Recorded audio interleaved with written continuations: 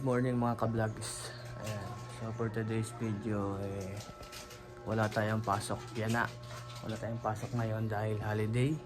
So April 1. April Fools. Ba't ba tinawag na April Fools? Ano? Ha? So mag-aansal tayo ng tinapay, kape, saka pansit. Ano nga nagising na. Isang kaway muna dyan, Pogi.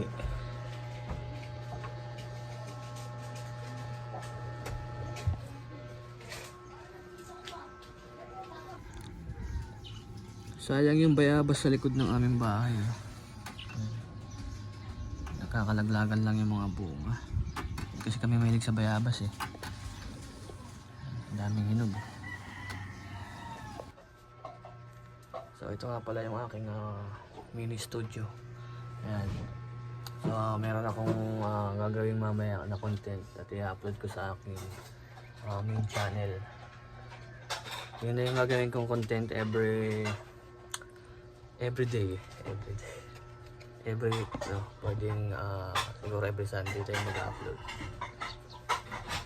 Kasi mas maganda yung ganon. Gagawa na lang tayo ng isang istorya. Istorya na kung saan ako ang bida. Charis. Ito ng asawa ko.